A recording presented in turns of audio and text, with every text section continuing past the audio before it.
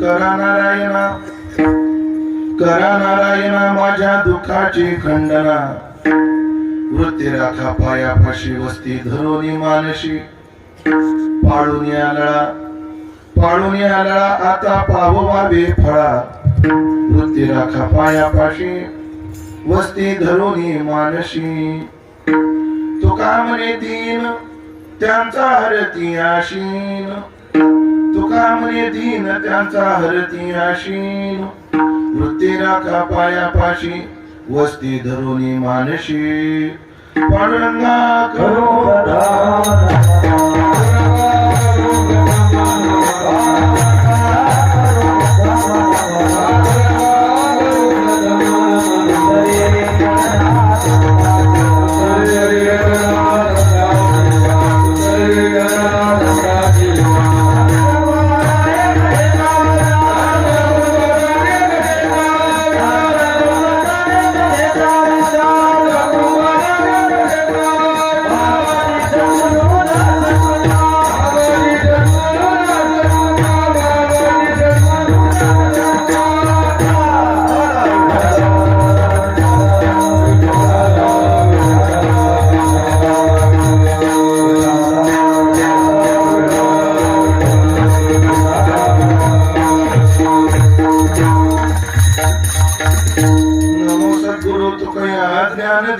नमो सद्गुरु सच्चिदानंद रूपा, नमो सद्गुरु भक्त कल्याण मूर्ती, नमो सद्गुरु भास्करा पूर्ण कीर्ती, सेवेलागी सेवक झालो तुमच्या लागलो निज चरणा, अहो स्वामी तुकया देवा यावरी न करावा अवेर, संपाद ज्ञानाचे विदाय भक्ते विलोकितो येन समाधी राज, वैराग्यवंतम सुविचारयुक्तम नमामि जोगम शिरसा गुरुंतम, जयांचे केलिया स्मरण होय सकळ विद्यांचे अधिकरण, तेच वंदो श्री चरण श्री गुरूंचे ते नमस्कारोनी आता,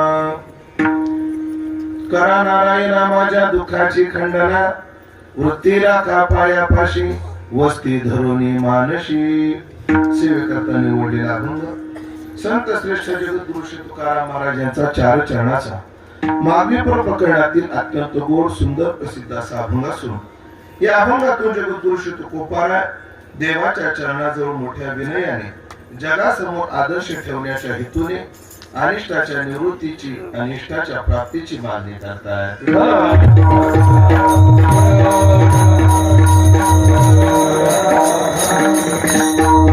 उपस्थित सर्व भाविक सज्जन, वैष्णव गुरुजन, महाराज मंडळी, वारकरी संप्रदायाच्या दृष्टीने भरीव आणि आखीव रेखीव कार्य करणारे अनेक सद्भाविक भक्तिमती माता माऊल्या या सगळ्यांच्या पावन उपस्थितीत संतांच्या दरबारात आपल्या श्री क्षेत्र बन गावातील या भगवान गडावर पूज्यपाद वैकुंठवासी ऐश्वर्य संपन्न संत भगवान बाबा यांच्या पुण्यतिथीला चालू झालेला आणि वैराग्यस्य परामूर्ती वामन भाऊ यांच्या पुण्यतिथीला समारोपाकडे जाणारा हा भक्ती उत्सव सालाबाद प्रमाणे याही वर्षी मोठ्या आनंदात मोठ्या उत्साहात आपण सर्व भाविकांनी संपन्न केला. आणि या वर्षीच्या भक्ती उत्सवातील रूपांती चिंतन सेवा नाम जागराची चिंतन सेवा माझ्या वाट्याला सर्व उत्सव समिती, सर्व ग्रामस्थ मंडळी पण आदरणीय हरिभक्तीपरायण विजयजी महाराज वाघ तथा महाराष्ट्रातील ख्यातनाम कीर्तनकार माझे सन्माननीय गुरुबंधू सन्मित्र आदरणीय श्री सोपानजी महाराज सानप यांच्या विशेष आग्रहातून या सेवेचा योग मला प्राप्त झालेला आहे. तर ज्ञानोबाराय तुकोबाराय जशी बुद्धी देते तसं मी अभंगाचं चिंतन करण्याचा प्रयत्न करणार आहे. ही चिंतन सेवा पूर्णत्वाकडे जात असताना वारकरी संप्रदायाचं भजन वैभव आदरणीय आमचे गणेश महाराज, आदरणीय आमचे शंकर महाराज तथा सर्व काळकरी मंडळी यांच्या रूपाने उपस्थित आहे. त्याचप्रमाणे आदरणीय विक्रम महाराज यांची उपस्थिती आहे. आणि तसंच तुम्हा देवरूप श्रोते यांची तुकोबाराच्या आद्या चरणात सकळा चरणी जीव माझा सगळ्यांच्या विषयी सद्भाव व्यक्त करतो आणि अभंगाच्या दृष्टीने चिंतनाचा प्रवास चालू करतो. आज आपल्या उत्सवाचा उपांत्य दिवस आहे. जवळजवळ हा उत्सव उद्या प्रसादाच्या कागावरून ठेपलेला आहे आणि वारकरी संप्रदायात देखील जरी नसला तर आपल्या पूर्वीच्या मंडळीने नियम पाळलेला आहे की जागराच्या दिवशी देवाच्या चरणावर मागणीचा काहीतरी विचार करावा असा अभंग निवडला जातो. पण असाच एक अभंग आपण तुकाराम महाराजांचा निवडला. तुकाराम महाराजांनी जे देवाजवळ मागितलं त्याचा विचार आज आम्हाला करायचा आहे. का बरं तुकाराम महाराजांच्याच मागणीचा विचार करायचा आहे? कारण काय, आम्हाला मागता येत नसतं तर आम्ही त्यांच्या मागणीचा विचार केला असता. आम्हाला मागता येतं आणि मग त्यांच्या मागणीचा विचार आम्ही का करायचा? तर त्याचं उत्तर आहे, आम्हाला मागता येतं एवढंच आहे, पण कसं मागावं, काय मागावं याची अक्कल हे आम्हाला तुकाराम महाराजांकडून शिकावं लागणार आहे. कशाप्रमाणे? उदाहरण सांगतो तुम्हाला. भाऊ, तुम्हाला पकवाज वाजवता येतो का? तुम्हाला तुम्हाला तुम्हाला असं देवादारात कुठं बोलू नये. तुम्हाला चौघालाच नाही, या मंडपातल्या प्रत्येकाला पकवाज वाजवता येतो. उठून त्याच्या हात टाकावर वाजतो का नाही बघा. आता वाजवता येतो का नाही? कोणी हात टाकलं की ते काय होणार आहे? वाजणारच आहे. मग कोणाला वाजवता येत नाही? सगळ्यालाच वाजवता येतो. सगळ्यालाच मृदंग वाजवता येतो, पण कसा वाजवायचा असतो हे मात्र विक्रम महाराजांकडून आपल्याला शिकावं. तसं हात पसरायचं सगळ्यालाच येतं, पण कोणाजवळ पसरावर काय मागावं हे मात्र पुढाऱ्याकडून आपलं हे मात्र आम्हाला तुकाराम महाराजांकडून शिकावं लागेल. म्हणून हा प्रपंच आहे.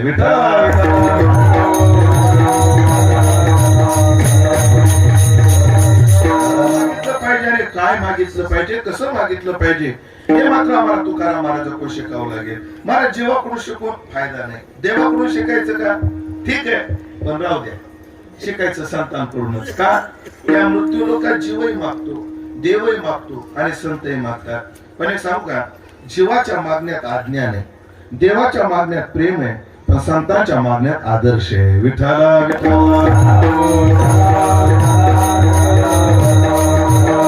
जीवा कोणाजवळ मागून काहीतरी मागून आपलं अज्ञान प्रगट करतो, देव मात्र आपलं स्वरूप किंवा प्रेम प्रगट करतो, आणि संत मात्र समाजासमोर एक आदर्श ठेवूनच मागणी करत असतात. आपण एक एक टप्प्यात एकेकाचा विचार करू. सगळ्यात आधी विचार करू जीवाचा. जीवाच्या मागण्यात अज्ञान कसं आहे हे सिद्ध करून दाखवतो. हस्तिनापूर नगरीमध्ये व्यवहारात उदाहरण नंतर सांगतो, आधी महाभारतातलं उदाहरण सांगतो. सगळ्याला माहिती, फक्त निर्देश करून जातो. हस्तिनापूर नगरीमध्ये एक ब्राह्मण सगळ्या नगरीमध्ये फिरू लागला आणि मोठ्याने आरडत होता आणि एवढंच म्हणत होता, अरे या ब्राह्मणाला कोणी पोटभर जेवायला देतं का रे? अरे या ब्राह्मणाला कोणतरी जेवायला देतं का रे? असं मग म्हणत तो फिरत होता. प्रत्येक जणाला वाटायचं एवढा चांगला पर्व काय, ब्राह्मण स्वतःहून अन्न मागतोय, दिलं पाहिजे. पण दरवाजा उघडून ब्राह्मणाचं तोंड पाहिले की लोक दरवाजा लावून घ्यायचे. तर ब्राह्मण जो होता ते होते दुर्वास. ते कोण होते? दुर्वास. लोक म्हणतात आपण ब्राह्मणाला जीव घालू, पण हा ब्राह्मण परवडणार नाही. का परवडणार नाही? तर हा ब्राह्मण एका वेळेला 60,000 खंड्या खातो. आर किती दुर्वासाचा? 60,000 खंडी. हे तरुण पोरं मला विचारतील, मला 60,000 खंडी म्हणजे किती केजी? म्हणजे सर 60,000 खंडी म्हणजे किती केजी, किती किलोग्राम? त्याचं गणित मी जुन्या दशमान पद्धतीच्या आधीच गणित तुमच्या समोर मांडून दाखवतो. ऐका, 2 चिपट्याचं एक नीटवं होत, बरोबर ना? 2 चिपट्याचं एक नीटवं, 2 नीटवेचं एक आठवा, 2 आठव्याचा एक शेर, 2 शेराची आदली, 2 आदलीची पायली, 16 पायलीचा मन आणि 20 मनाची. असं गणित आहे ते. आता तुम्ही मला अजून तुम्ही आम्हाला घोटाळ्यात टाकलं की जे सांगावं. मग आता आपण पायलीवर येऊ. तुमची पायली किती किलोची? 5 किलोची. आमचं जे परभणीचं माप आहे आमची 9 किलोची पायली. आमची सगळीच माप मोठे. सध्या मी पायलीच सांगायला माझं बघू नका, माझ्याकडे नजर लागून वाळून गेलो तर काय करता. चला जय गावी केला वाद त्यासी नसावे उदास तुमच्या. पूर्व आता गणित काय करावं लागेल भाऊ? आपल्याला 5 गुणिले 16 करावं लागतील आधी, पुन्हा 16 गुणिले 20 करावं लागेल आणि 20 गुणिले 60,000 करावं लागेल. तेव्हा जे केजीत उत्तर येईल तेवढं दुर्वास एक वेळेला खात होते. एवढा आहार दुर्वासाचा होता. अजून लोकांना पटत नाही, महाराज एवढं कोणी खात असतं का? काय बी आपलं मारता तुम्ही बंड. तसं नाही. तो युग कोणतं होतं ते विचार करा. आता माणसाची जी उंची आहे ती 3.5 हाताची. द्वापार युगामध्ये माणसं 7-7 हाताची होती. उंची वयमान जसं कमी जास्त होतं तसं उंची सुद्धा माणसाची जास्त होती. आयुष्यमान जास्त, वयमान जास्त, तसं आहार सुद्धा जास्त. आपण कलियुगातले आहोत, ते आहे द्वापार युगात. द्वापार युगामध्ये माणसाचे आहार आपल्यापेक्षा जास्त होते. जास्त काय सांगायचं, 25 वर्षानंतर आहारात कमतरता येत राहते महाराज. बघा तुम्ही, 25 वर्षापूर्वी माझ्यासमोर असे काही म्हातारे असतील की ते सकाळी 2 भाकरी खाऊन ढोरं सोडित असतील, दुपारी पुन्हा 2-2.5 भाकरी खाऊन झाडाखाली तास 1.5 तास झोप घेत असतील, आणि पुन्हा रात्री 2.5-3 भाकरीचा फडशा पडत असतील. मग ती करायची माणसं. आता आमची नवीन जनरेशन 2 वडापाव जाम होतं बाबा, 2 वडापाव. पण आता आहार काय होत चाललाय, काळानुसार कमी कमी होत चाललेला आहे. आणि एक सांगू मंडळी, एखाद्यापेक्षा रेग्युलर आहारापेक्षा एखाद्याचा आहार जास्त असतो. मी माझ्या डोळ्यासमोर सांगते, गायक आहेत आमचे, त्यांनी माझ्या समोर 21 चपात्या खाल्ल्या. आज आहे ते आज महाराष्ट्रात एक ख्यातनाम गायक आहेत, नाव नंतर सांगेन तुम्हाला. किती? 21. आमच्या आळंदीत एक वारकरी असा आहे, त्यानं 7 पुरणपोळ्या चुरून खाल्ल्या दुधात, आणि त्याच्यावर 1.5 डझन केळं खाल्ली. एक तर असा आहे, त्याने माझ्या समोर 75 गुलाबजाम खाल्ले. मला वाटलं आता हे 75 गुलाबजाम खाल्ले, आता याची जुलाबजाम होईल. होते. आमचा एक वारकरी आहे, त्या वारकरी एका घरी गेला. त्या बाईला म्हणला, बाई काय करता जेवायला? म्हणजे सांगा महाराज, तुम्ही म्हणाल ते करते. म्हणजे पुरणपोळ्या करा. बाई मोठी औषधीनं पुरणपोळ्या केल्या. पुरणपोळ्या केल्यानंतर ती बाई अशी गुळवणीची वाटी पोळी वाढली. बाबा गुळवणी सोबत खात नाही. मग तिनं दूध ठेवलं, दुधासोबत खात नाही. मग खाईन तर तू पैसे मागला. बाई मोठी होता, तिनं वाटीवर तूप दिलं. महाराज तिनं तूप घेऊन घेऊन जवळजवळ 5-5.5 पोळ्या तुपात चुरून खाल्ले. असा तुपाचा डबा होता बाजूला. ती बाई उचलायला लागली, तेव्हा म्हणला कुठे नाही आता तूप उचलून. त्याच्यावर 1.5 पाव किलो तूप प्याला. पण त्याचं नशीब असं महाराज, त्या तुपात होता डालडा. ते खाऊन पिऊन पुन्हा चहावाला झोपला, आणि ते डालडा असल्यामुळं पोटात तो थिजला. तो खाली घसरणार, वर बी निघाला. मग वीट गरम केली, वीट, आणि विटानं पोट शेकून शेकून तूप काढलं. आता वरून काढलं का खाऊन काढलं मला आठवत नाही. असे खाणारे अजून सुद्धा आहे. पुढच्या वर्षी तुमच्या सप्त्याला आणायचे का? तुम्ही फक्त हो म्हणा, मी घेऊन येतो, फक्त तयारी तुम्ही ठेवा. एखाद्याचा रेग्युलर आहारापेक्षा आहार जास्त असतो. ते द्वापार आहे आणि दुर्वास आहे. हो, वैश्वानर अग्नीचं अंश अवतार आहे. पोट 60,000 खंड नाही, कुठे जीव घालायचा. पण एक पठ्ठ्या असा निघाला, त्याचं नाव दुर्योधन. रिटर्न थोडा कमी येते, मोकळा येत नाही, असं दबून येतो. फक्त आवाज भरपूर आहे, पण असा मोकळा येणार रिटर्न. ऐका, एक दुर्वास अन्न मागतात, कोणी देईना. दुर्योधनानं मात्र तयारी दाखवली, या भूदेवा. आणि एक दिवस नाही, 2 महिने, म्हणजे संन्यासाचा चातुर्मास 2 महिन्याचा असतो. 2 महिने दुर्वासाला पोटभर पाहिजे ते जीव घातलं. ब्राह्मणं भोजनम प्रिय, ब्राह्मणाला भोजन लय प्रिय असते. आणि दुर्वास प्रसन्न झाले. वा वा वा दुर्योधना, बोल तुला काय पाहिजे. दुर्वास म्हणजे सामान्य समजू नका, ज्ञानोबाच्या भाषेत सांगू का? शंकर महाराज, दुर्वास म्हणजे जयाचा कोप सुबटा, काळाग्नी रुद्राचा वसोटा, आणि जया कृपे सवे फुकटा, जोडती सिद्धी. तपस्वी ब्राह्मण जर क्षुब्ध झाला तर त्रैलोक्य जाण्याची ताकद ठेवतो, आणि तो जर प्रसन्न झाला तर पाहिजे ती सिद्धी प्राप्त होते.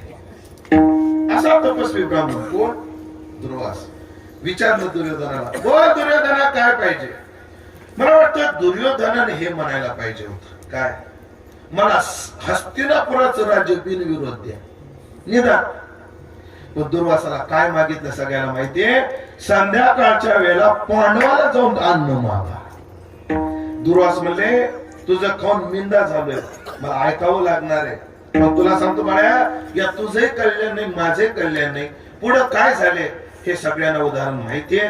मला एवढं सांगायचंय, दुर्वासासारखा तपस्वी ब्राह्मण प्रसन्न झाला, मागून मागून काय मागितलं? पांडवाचा छळ, याला म्हणायचं अज्ञान.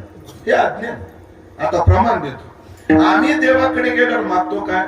वाढावे संतान,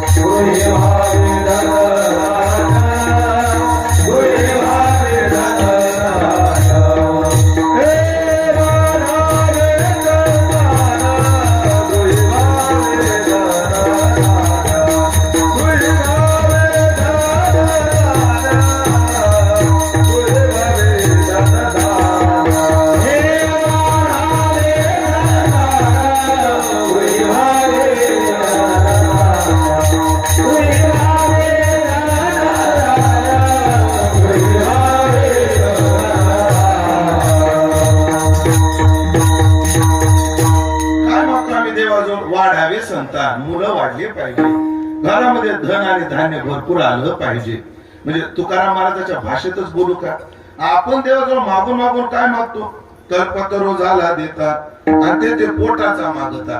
आपण पोटाच मागत बसतो. मग महाराज पोटाचं मागण्याच्यात अज्ञान कसं आहे? खरंच याच्यात अज्ञान आहे. तुम्हाला 2 मिनिटं सांगतो. बर मधला एक तरुण पोरगा जम्मू काश्मीरला फिरायला गेला. कुठे गेला? जम्मू काश्मीर. आल्याबरोबर मित्रांनी गाडा, अरे कुठे गेला होता? मी जम्मू काश्मीर. काय पाहिलं?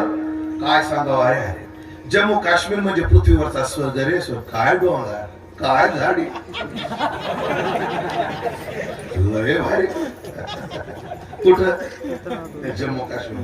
काय ते गगनचुंबी चिनार वृक्ष, सफरचंदाचे बगीचे, केशराचे मळे, ते चष्मीश गार्डन, तो परिमहल, मला स्वर्ग स्वर्ग स्वर्ग वाटत. आणि मग सगळं विचारलं. पोरं म्हणले अरे काश्मीरून येताना काय आणलं होतं? त्याला काश्मीर येताना 5 किलो कांदे, 2 किलो बटाटे गेला. कुठं? बोला की आणलं काय? कांदे बटाटे. तळणीत भेटत नाही, लोणारात भेटत नाही, मठ्यात भेटत नाही. मग मला सांगायचे इथं भेटत. ते काश्मीरून आणण्यात शहाणपणा का अज्ञान? काय करू? अज्ञान. मग काश्मीरहून काय आणलं पाहिजे? काश्मीरहून भारी शॉल आणली पाहिजे, पिस्तूल जातीची. हो, शॉल आणली पाहिजे. चांगला गालीचा आणला पाहिजे. जातवान बदाम भेटतात तिकडे, मामरा जातीचा, तो बदाम आणला पाहिजे. अक्रोड आणले पाहिजे. प्युअर केशर आणला पाहिजे. गांजा आपलं मिळतो पण नाही आणला पाहिजे. आलं तोंडात भावगात. फक्त आमच्या तोंडात ते तोंडात जात नाही बरे.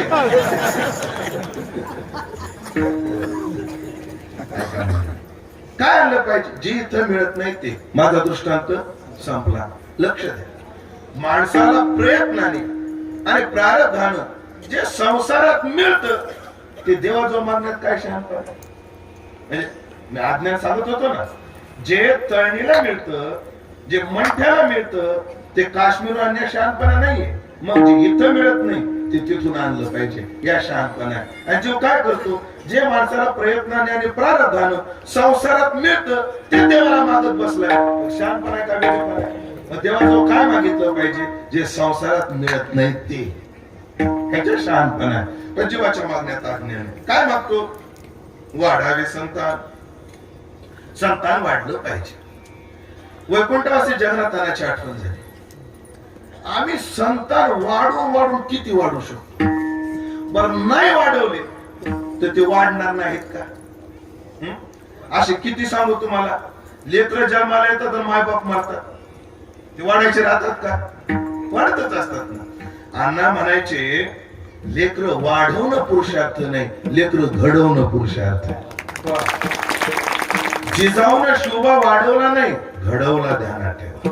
वाढवणं नाही महत्वाचं. काय झाले पाहिजे? पोरं घडले पाहिजे. वाढवायला तर बोलू का? अण्णाच म्हणायचे माणसानं आयुष्यभर प्रयत्न करून, माफी मागून बोलतो बरे, माणसानं आयुष्यभर प्रयत्न करून जेवढे लेकरं होणं शक्य नाही तेवढे लेकरं डुकरीनीला एकदाच होतात. मोजून बघा तुम्ही. माणसाला आयुष्यभर जेवढे लेकरं होणं शक्य नाही तेवढे डुकरीनी ना एका येताला होतात आणि ती डुकरी तेवढ्यांना पोषित. महाराज शेळीला सड 2 असतात पण पिले का 3 देते तरी वाढतात. सड किती 2 आणि पिले किती 3 तरी वाढतात. त्याने संतती वाढवणं हा पुरुषार्थ नसतो, संसारात ती वाढतच असते. आणि धन धान्याचं तर बोलूच नका. धन धान्य हे प्रारब्धाधीन आहे. अन्नमान धन हे तो प्रारब्धाधीन. म्हणून जे संसारात माणसाला प्रयत्नाने प्रारब्धाने मिळतं ते देवाजवळ मागणं हे अज्ञान आहे. पण जीवाच्या मागण्यात अज्ञान. विस्तार जास्त झाला आपल्याला पुढेही जायचं. आता दुसरं मागणं देवाचं पहा. देवाच्या मागण्यामध्ये मात्र प्रेम आहे. देव काय मागतो? मागे भाजी पान द्रौपदीचे,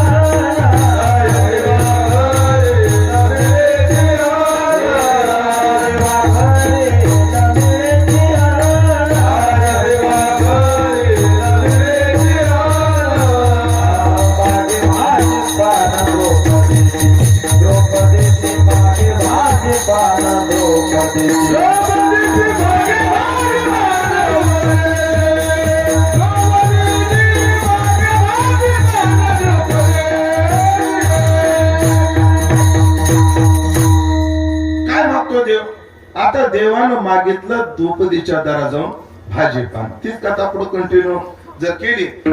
दुर्वास गेले, सांगितलं दुर्वासा रात्रीच्या वेळी जा. कारण वनवासामध्ये पांडवाला सूर्याने एक थाळी दिली होती. त्या थाळीचं वैशिष्ट्य असं असेल, सूर्यप्रकाश पडला की त्याच्यावर किती अन्न निघायचं. एकदा सूर्यास्ताला गेला की मग मात्र ती थाळी काय देऊ शकत नव्हती. आणि मग झालं काय, रात्रीच्या वेळी गेले दुर्वास. हो जेवायचंय. धर्माला प्रश्न पडला, विनमुख गेली अतिथी यांनी सुकृताची संपत्ती. अरे अरे माझ्या दारातून ब्राह्मण उशिराच उपोषी चालला. बरे ब्राह्मण सामान्य नाही, त्याला नाही म्हणून शाप दिला तर काय केलं धर्माने? धर्मानं द्रौपदीला आवाज दिला. द्रौपदी भूदेव जन्म आले दारात, दुर्वाजी जेवायचं म्हणताय. आवाज कोणाला दिला? द्रौपदीला. असं का केलं? ते गोड गुरुजी आमचे सांगत असतात. खरं तर धर्माला माहिती सूर्यास्त झालेला आहे, आता थाळी काही अन्न देणार नाही. तरी सुद्धा द्रौपदीला का बरं आवाज दिला? कारण शास्त्रामध्ये असं मत आहे, असा नियम आहे की माणसानं मरण एक क्षण जरी पुढे ढोकलू लागलं तर ढोकलण्याचा प्रयत्न केला पाहिजे. याला संस्कृत म्हण आहे, शुभस्य शीघ्रम आणि अशुभस्य कालहरण. माणसानं चांगले काम लगेच करावं आणि वाईट काम लांब नेऊन टाकावं. आपल्याला वाटलं ना माळ घालावं माळ घालावं माळ घालावं, लगेच घालावं. शुभस्य शीघ्र. आणि एखाद्या वाटलं नाही माळ काढावा, काय करावं? माळ काढावं असं वाटलं की मनाला म्हणत जाऊ एवढा रविवार राहू दे, पुढच्या रविवारी बघू. अशुभस्य कालहरण, शुभस्य शीघ्र. मला सांगा, आईला लुगडा आणा लुगडा आणा असं वाटलं तर काय करावं? लगेच असं वाटत बायकोच्या मुस्काडात हाणावं मुस्काडात हाणावं. काय केलं पाहिजे? लगेच कोण म्हणलं? तुमची पिपाणी वाजन.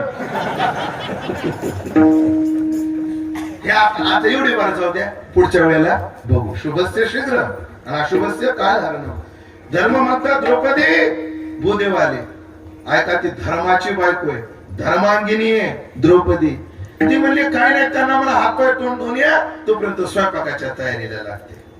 महाराज महाभारताच्या तिथं विद्वान म्हणतात संकट समये भारी परीक्षा. बायकोची परीक्षा कधी होते सांगू का? नवऱ्यावर संकट आलं. याच्या अर्थ आपली परीक्षा देण्याकरता नवऱ्यावर संकट आलं पाहिजे असं नाही बरं. नवऱ्यावर जेव्हा संकट येतं तेव्हा बायकोची काय होत असते? परीक्षा होत असते. तुम्हाला जर घ्यायची असली तर मी सांगतो तेवढा सल्ला करायचा. घरी जायचं, बघता माझ्याकडे, घरी जायचं, घरी गेलं असं बसायचं.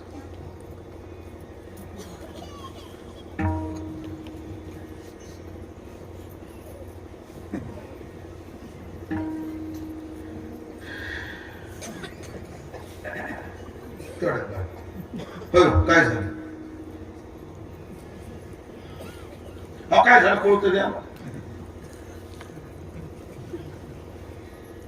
जेवायला वाढू का? असं काय फक्त तुम्ही चहा पिऊन गेले, जेवले नाही अजून? झालं काय कळतं द्या ना मला. तुला सांगून फायदा काय? तुला सांगून फायदा काय? तसं नाही. बायको मी तुमची सांगा. ती म्हणते तुला माहिती ना रामभाऊ कोण आपण गेल्या महिन्यात 5,000 रुपये घेतले. नो, रामभाऊ कोण 5,000 घेतले? वायदा किती दिवसात? 6 महिन्याचा होता. रामभाऊ म्हणते उद्या पाहिजे. कुठून आणू? तुम्ही असेल का? थांबा, मी शेजारच्या गण्याच्या मायला विचारून बघेन. ओळखून जायचं हिच्या जवळ आहे. हिच्या जवळ तुमच्याकडे शब्द का किडूक मिडूक? हा, तुम्ही जर बायला भाजीपाल्याला 100 दिले आणि भाजीपाला जर 70 रुपयाचा झाला तर 30 रुपये वापस येतात का? यद्गत्वान निवर्तन ते. तो का म्हणे नो हे करते बाबा. त्या 30 रुपयाचं काय होतं माहितीये का? किडूक मिडूक होत. तुमचे कपडे धुताना 100ची नोट खिशात राहिली, ती तुमच्याकडे वापस येत नाही. त्याचं काय होतं? किडूक मिडूक. ते थांबा, गण्याच्या मायला विचारते. दारा जाते. गण्याची माय, गण्याची माय. गण्याची माय बाहेर येते. काय हो, 5,000 रुपये आहेत का?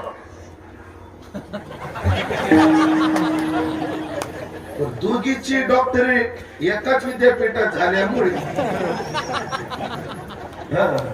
ते हृदयचे ते हृदय घातलेले पारतीच्या खुणा जाणतेनेची साधा. तिला बरोबर साधता.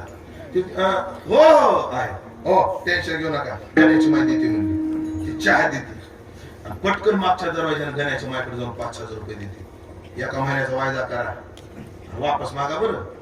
सांगायचं नाही. लय पक्के असतात महाराज. अशा जीवाच्या जीव लगाच्या.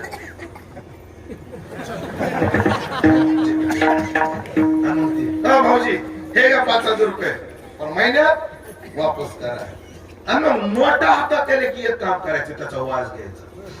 त्याचा वास येतो मुगाच्या डाळीचा, चहाच्या पत्तीचा. ओळखून जायचं आपलं लॉकर नेमकं कुठे असो. जाऊ द्या.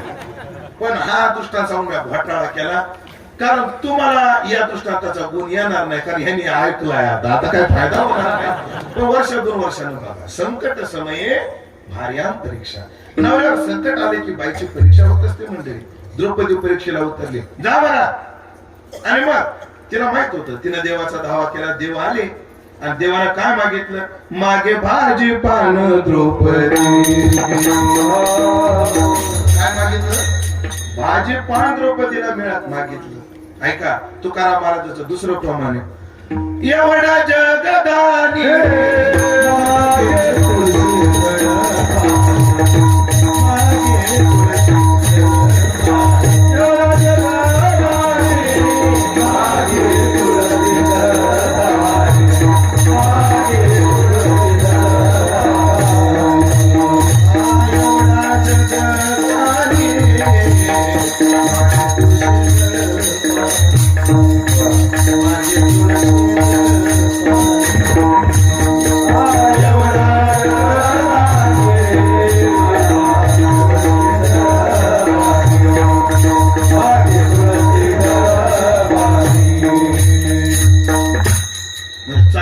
सांगितलं पाहिजे.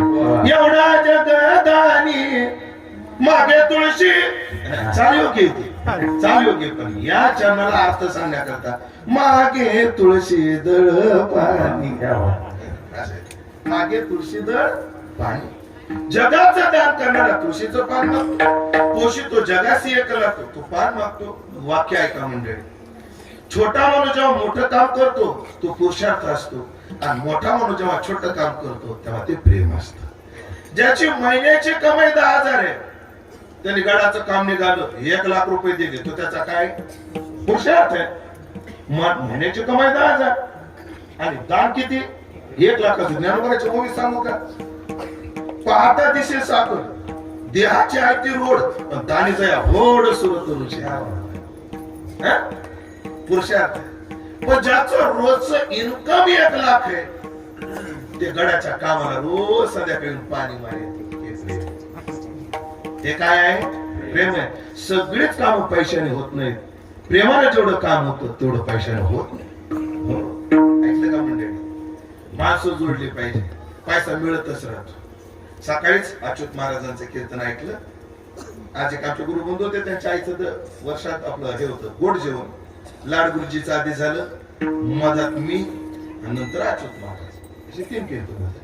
अच्युत महाराज एक वाक्य वापर, एटीएम मधून 24 तास पैसा काढता येतो, पण माणसं नाही काढता येत.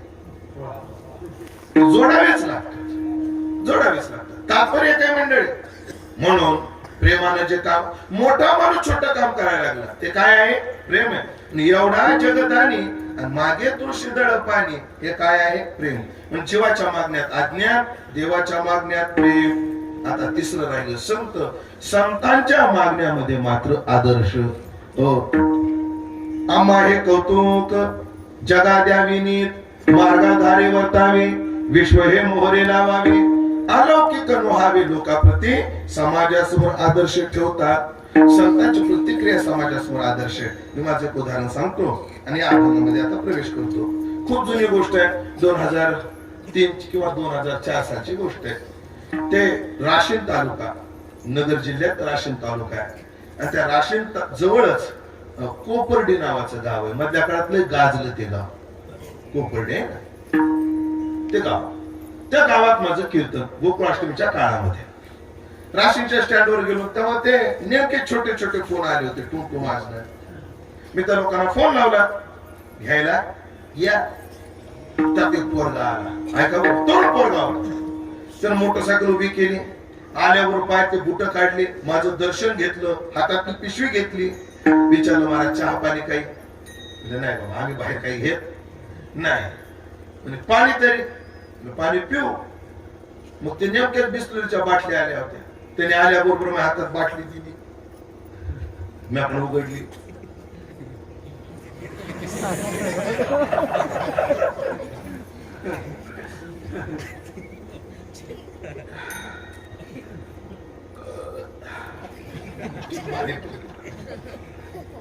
मला म्हणे महाराज निघायचं.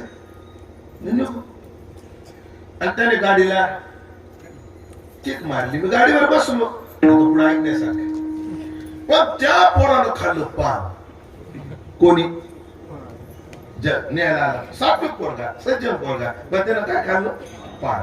आणि तोंडात थुंकी गोळा झाली, तो गाडीची स्पीड कमी करायचा, असा वाकायचा, ठोकायचा. ते किती जपून थुंकला तर 1-2 शितोडे माझ्या धोत्रावर उडले. आणि माझी तळपायच्या मस्तात आवडायचे. काय बोले शितोडे माझ्या अंगावर उडतात. मी एकदा सहन केलं, दुसऱ्यांदाही सहन केलं, तिसऱ्यांदाही सहन केलं. आणि ठरवलं, आता जर हा जर थुंकला आणि शिंतोडा जर माझ्या अंगावर उडाला, मग बघू ते ह्याच्याकडे, चलू द्या. आणि पुन्हा त्याच्या तोंडात थुंकी जमा झाली, तो थुंकणार आणि मी बोलणार.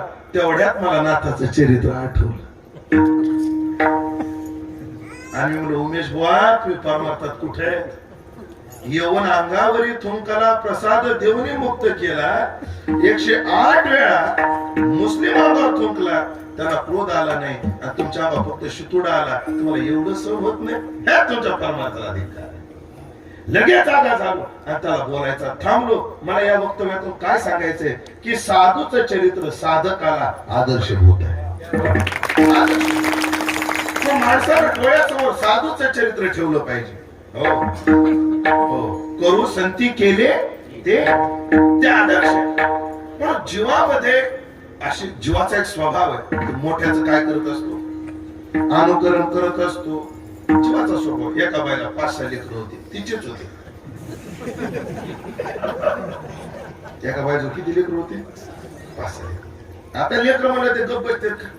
मी काय सांगतो, जीव, लहान जीव मोठ्या जीवाचा काय करतो? अनुकरण करत असतो. ते 5-6 लेकरं असे खेळत होते, पण धिंगाणा करायचं. मग ते आपसात भांडले, रडले की हिला सहन व्हायचं नाही. ही रड आणि लेकरू मारामाऱ्या करू लागले, रडू लागले की म्हणायचे, ए शांत बस, चूक करून रडायचं नसतं. कोणाला म्हणायचे? कधी 2 नंबरचं कधी 3 नंबरचं तिचं एकच चूक करून रडायचं नसतं. एके दिवशी 6 लेकरं सगळं धिंगाणा करायला लागली आणि हीच रडायला लागली. कोण? ही माय. सगळ्यात लहान पोरगी आली आणि तिने माय रडू नको, चूक करून रडायचं नसतं. असं ज्याला कळलं त्याला कळलं घेऊ नका. जीव मोठ्याचं काय करत असतो? येतं वडील जे जे करीती तया नाम धर्म ठेवीती. म्हणून आम्हा हे कौतुक जगा द्यावी नीत हे समाजाला मार्गदर्शन करणारे संत जगतातच असं की ते आदर्शभूत आहे. संत प्रत्येक गोष्टीचा जसा आदर्श ठेवतात तसा मागणीचा आदर्श ठेवतात. बघाय का, जीव जसा आज्ञामूलक मागतो तसं नाही. देव मागतो ते ठीक आहे, पण आपल्याला आधी संतांचा विचार करायचा आहे. संत जे मागतात ते मात्र आदर्शभूत आहे. म्हणून ऐका, तुकाराम महाराजांच्या मागणीचा विचार का करायचा त्याचं कारण आहे. मगाचं प्रमाण तुम्हाला व्यत्यास करून दाखवतो. आम्ही काय म्हणतो? वाढावे संतान, गृही व्हावे धनधान्य. बरं आम्ही कधी म्हणतो? आसून म्हणतो. माणसाला जगायला काय काय लागतो? अन्न, वस्त्र, निवारा, मोबाईल आणि चार्ज. काय झालं बाबा? त्या गरज काय झाले? वाढले. मला अन्न वस्त्र निवारा घ्यायचा, आम्हाला खायला अन्न नाही. अन्न आहे ना, अन्न आहे. महाराज तुकाराम महाराजाला अन्न नव्हतं. तुकाराम महाराजाची एक बायको खायला न मिळाल्यामुळे मेली. स्त्री एकी अन्न करिता मेली. मला सांगा, तुमच्या एवढ्या पंचक्रोशी तालुका काय तो बाबा, तुमच्या शेणगाव तालुक्यात या 10 वर्षात कोणाची बायको खायला न मिळाल्यामुळे मेली? खाऊन खाऊन बऱ्याच जणांची मेली. पण खायला न मिळालं मेली का? म्हणजे अन्न आहे का? नाही. अन्न. वस्त्र तुकाराम महाराजांच्या जीवनात अन्न नाही, आमच्या जीवनात अन्न आहे. वस्त्र. महाराज तुकाराम महाराजाच्या बायकोला एकच साडी होती. आता प्रस्तुत विषय नाही, पण त्या कथेचा विस्तार मला करावासा वाटे ना. एकच साडी होती. शंकर महाराज कोणाच्या बायकोला? कोणा? तुकाराम महाराजांच्या. ज्यांच्या 5 अभंगावर आम्ही 35 लाखाच्या गाडीत बसतो त्या तुकाराम महाराजांच्या बायको. ज्यांच्या जीवावर आमचे धोत्र आणि आमचे फेटे त्या तुकाराम महाराजाच्या बायको. एकच साडी. मला वाटतं तुमच्या बायकाचं कसं आहे?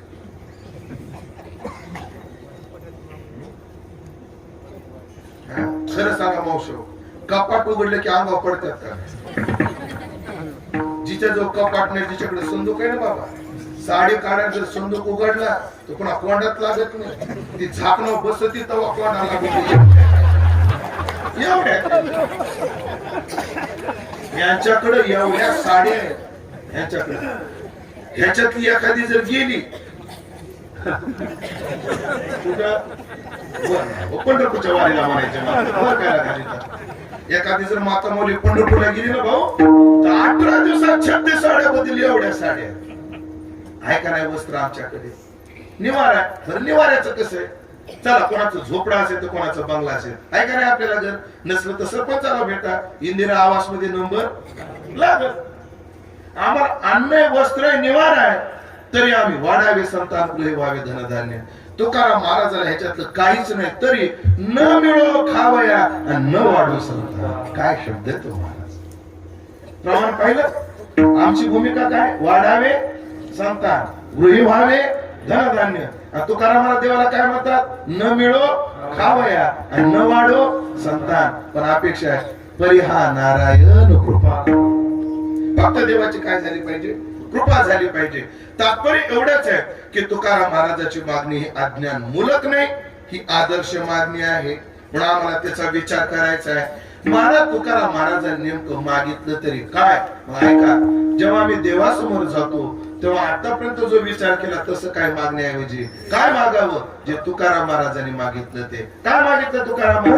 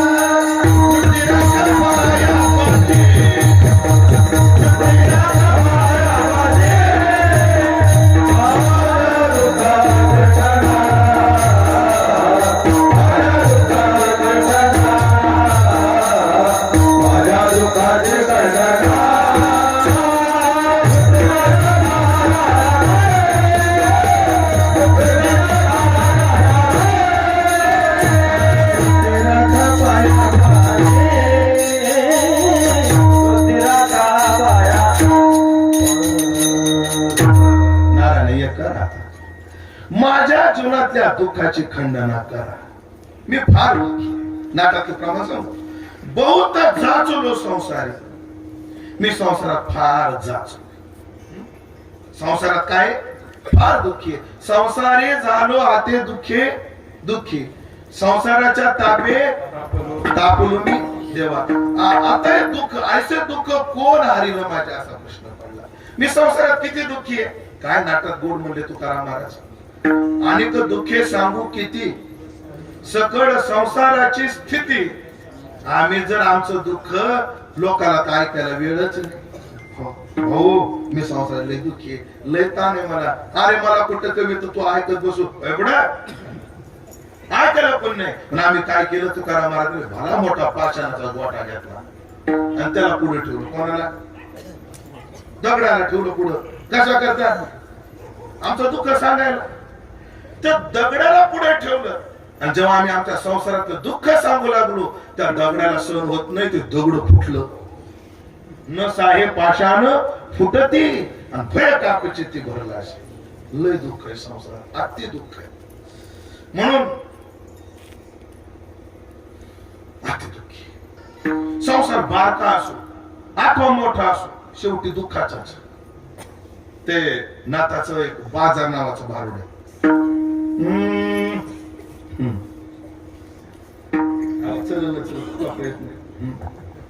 संसाराचं कसं आहे, नात्याला सांगितलं, यात सुख नाही त्यात सुख नाही.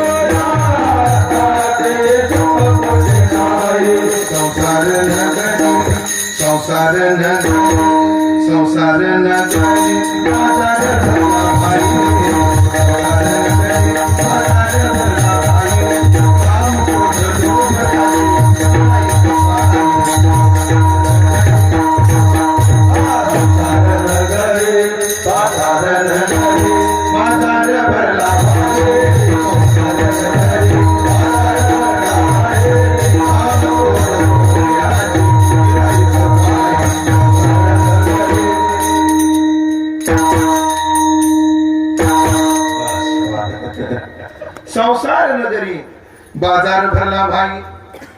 काम क्रोध लोभ याची, यात सुख नाही त्यात सुख नाही. कशात सुख नाही. एका माणसाला 2 पुरी, बाणातलाच माणूस होता. त्याला पुरी किती? 2.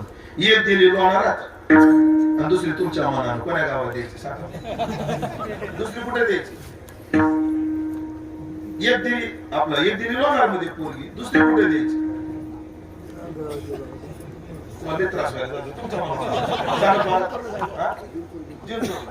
तुमच्याकडे बोलायचं. एक दिली जिंतूरला आणि एक दिली लोणारला. पोरग जावं आपल्या पुरीला भेटायला म्हातारा गेलं. जुने कीर्तनकार सांगायचे, दुष्टातले चपला के म्हणून सांग.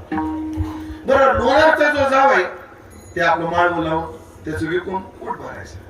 आणि जिंतूरचा जो जाव आहे त्याची होती वीट भट्टी. काय होती? तुम्हाला हातभट्टी ऐकू येईल म्हणून म्हणून कोण हातभट्टी ऐकू पुन्हा वाट लावायची. त्याची काय होती? वीटभट्टी. जिंतूरच्या जावयाची वीटभट्टी, लोणाच्या जावया आपला भाजीपाला करायचा. म्हातारे गेलं, विचारलं पोरीला लोणाच्या, माय कसं चाललंय तुझं? बाबा लय चांगलं चाललंय, पण काय करावं म्हणे, माळव असं जमलंय आणि असं तर मार्केट आहे, पण एका पाण्या वाचून चाललंय. तो देव माणूस पंजाबराव डक म्हणलाय उद्या पुढे तुम्ही जाता जाता धाराव जा, आंघोळ करा आणि देवाला प्रार्थना करा. थोडं का व्हायला पण उद्या पडावं बघा. उद्या जर पडलं ना, आमचा एक हात सोन्यात आणि एक चांदीत. बरं बाई. मात्र तसं जिंतूरला गेलं. पुरीनं, बाय तुझं कसं चाललंय? बरं चाललंय, बरं चाललंय, बरं चाललं नाही. पण बाबा एक म्हणजे अशी भोटी जमून आली, पण हे आभाळ फिरायला लागले. मुळदा पंजाबराव डक म्हणतो उद्या पाऊस आहे. उद्या काय पाऊस आहे. तुम्ही फक्त देवाला प्रार्थना करा. फक्त 8 दिवस आलं नाही ना, आमचा एक हात तुपात आणि एक हात दूध राहते. म्हातार तिथून विचार करीतच आलं नेमकं देवाला काय सांगू. म्हाताऱ्याला उलगडलं नाही, तुम्ही काय तुम्हाला सांगत बसू तरी काय केलं आपल्याला माहित नाही. आपल्याला उलगडलं. यात सुख नाही, त्यात सुख नाही, या हाताचे सुख कुठे नाही. मग संसार आते दुःखी संसारात वैताग आहे, दुःख आहे.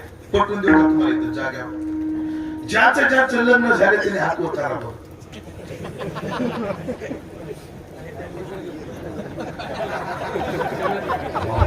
वामन भाऊची एवढी कृपा आहे गाव.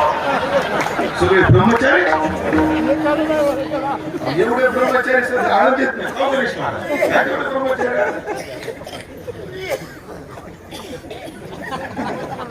हे बाळा तुझं नाव तुझं आणि वा 2 दिवशी बोलत चालेल. आणि लाईक तो नाही झाला लाजू नको काय करून. आणि लाईक ह्यांचे झालेत का? म्हणजे बऱ्याच जणांचे झालेत ना रे. याने हात वर केला का? केले का सगळे हात वर? आणि तो झालं तुला सावध करतोय बाळा. याने हात वर का केलं सांगू का? हे लग्नाला एवढे वैतागले हात वर करायची वासनाच होत नाही. तू अजून वेळ गेली नाही, सावध केलं बाळा. आणि गाडी जागा आहे बरं. एवढे वैतागले नाही. वैतागते नाही तर करते काय? वैतागते नाही तर काय करते? मावशावर तुम्ही काय म्हणत असता? बायावर अन्याय. बाहेर अन्याय नाही, ह्यांच्यावर अन्याय. बघा कसे वाळून गेले सगळे. अन्याय ह्यांच्यावर. मजा तुमची किती मजा मारा. बघा ना, दिवाळीला कोण नटत? भाऊबीजेला भावाला कोण लुटीत? बाया. नवरात्रात 9 रंगाच्या साड्या कोणाला? बाया. सक्रातीला वाण लुटायला कोण? बाया. पंचमीला झोका खेळायला कोण? बाया. माणसाच्या नशिबाला एकच सण, होळीच्या दिवशी बॉम्बलायचा मान आहे. एवढा वैताग महाराज. काय उदाहरण सांगा तुम्हाला. बायकोला प्रवासाला घेऊन निघालेला पती. प्रवास वर्णन करू आपण. बायकोला प्रवासाला घेऊन निघालेला पती. मदत करा फक्त तुम्ही. आता तुम्ही घाबरू नका. तुम्ही माझं पाऊल घ्यायचं नाही. मी आंदोलन छेडलंय. तुम्ही घाबरायचं नाही. मी हिंमत केली. फक्त तुम्ही मला काय द्यायची? साथ द्यायची. आणि मी हिंमत का केली? मला बायको नाही म्हणून. हे काय हिंमत होती आंदोलन छेडायची? तुम्ही फक्त मला मदत करा. नवरा बायकोला प्रवासाला घेऊन निघाला. कुठे निघाला? प्रवासाला घेऊन निघाला. तर मला सांगा, पिशवी कोणाकडं? नवऱ्याकडे का बायकोकडे? आणि नाही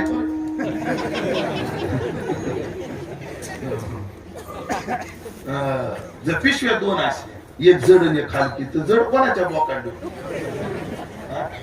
कोणाच्या रे?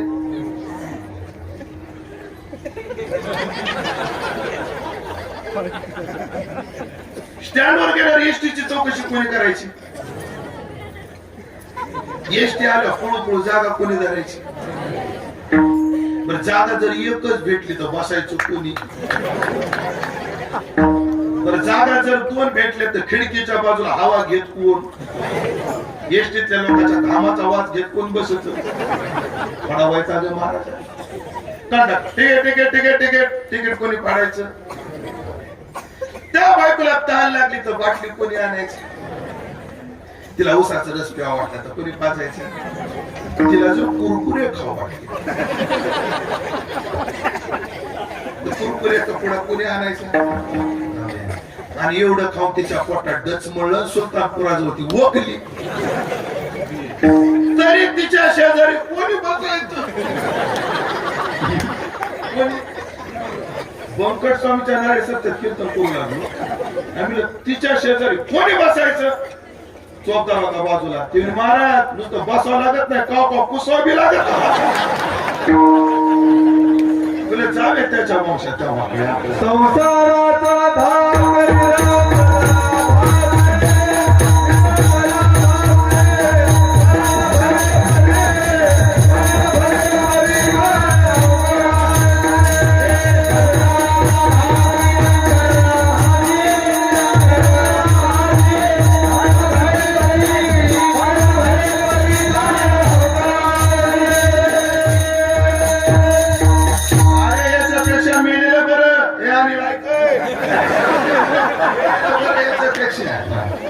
अजून बनवा संपला नाही पण महाराज अजून राहिलाय संपला नाही अजून पण एवढं करून बायको पाहुण्याच्या घरी नेली तर निघताना लुगड कोणाला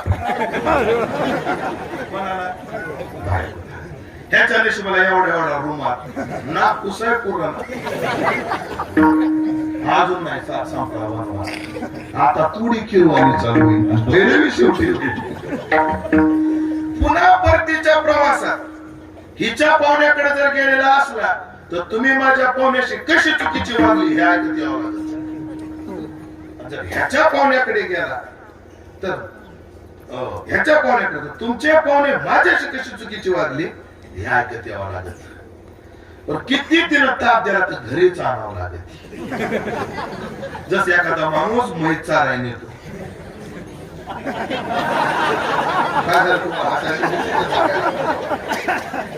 काय करतो मैत चाराय नेतो मैत चाराय नेल्यावर ती कोणाच्या धानावर पडू त्या मार्काच्या शिव्या कोणी खायच्या ती उधळली तिच्या माग पळायची बरं तिने किती त्रास दिला तरी म्हैस कुठं आणावं लागत तिने किती त्रास दिला तर घरीच आणावं लागतो. कोणाला म्हैस कोण म्हणलं रे दृष्टांत होता तर सिद्धांतात आला दृष्टांत सिद्धांताचा ऐक्य करून मला अडचणीत आणू नका. घरीच आता भैरवी आहे का भैरवी घरी आल्या पिशवी ठेवत नाही अशी फेक येते आणि अशा हात जोडी याच्या नंतर तुमच्या संग कुठंच अनुभवाचे बोल बोलायला आणि दुःखी सांगू सांगू की तुम्हाला प्रश्न पडला असे महाराज मला प्रश्न पडणं साहजिक आहे ना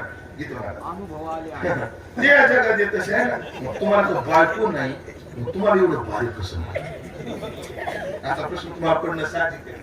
तुम्हाला तो बायको नाही तुम्हाला एवढं बारीक कसं माहिती त्याचं कारण शंकर महाराज हे ऋषी मुनी मला रोज आणि हे ऋषी मुनी मला रोज सांगतात त्यांचं ऐकून सांगत असतो आपल्याला काय संसाराचा धाक निरंतर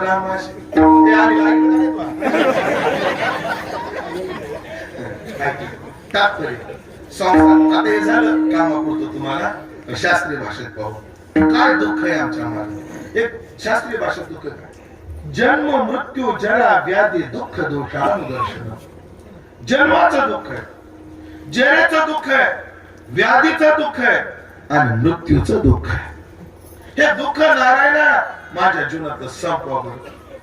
हो आध्यात्मिक दुःख आहे आदिदैविक दुःख आहे आधी भौतिक दुःख आहे. भूते उपद्रवती झाला ताडीला अथवा निस्तेजीला त्याने चित्ती दाहो झाला आधी भौतिक बोलीला होता म्हणजे आता जे वर्णन केलं ते कोण्या तापात येतं आधी भौतिक तापात दैवे वृष्टी का अनावृष्टी राजकीय लुटीला झाला कष्टी आगीने जाळीता नावरे संकटी आदिदेवी तो आदिदेवी बोलीचे ताप आहे ना. आता दुसरा आदिदेवी दैवे वृष्टी का अनावृष्टी पाऊस पडतच राहिला ओला दुष्काळ दुःखच नाहीच पडला दुःखच दैवे वृष्टी का अनावृष्टी राजकीय लुटीला राजाने ईडीची चौकशीत पाठवली शिवायची धाडच पडली राजकीय लुटीला झाला कष्टी हा झाला आदिदैविकता.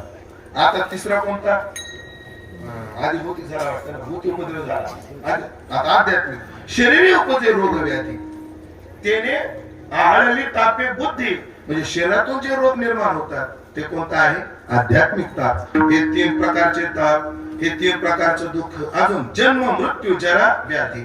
आता जन्म दुःख आहे काय सांगू गर्भीची यातना माझ्या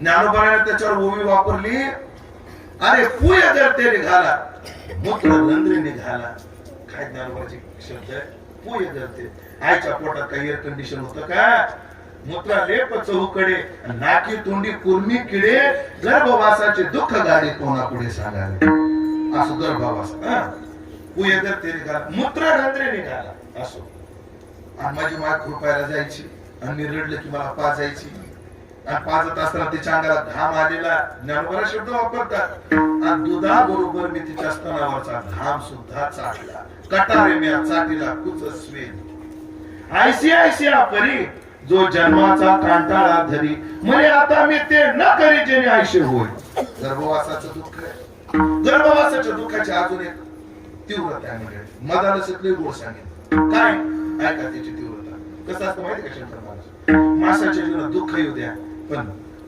धीर द्यायला कोणतरी पाहिजे दुःख अडवा याला उंबऱ्या सारिका मित्र बोनव्यामध्ये मला पाठांतर नाही मला तसलं काही येत नाही असं कोणतरी काय पाहिजे तेरा साथ है तू मुझे क्या कमी है अरे अंधेरों से भी मिल रही रोशनी है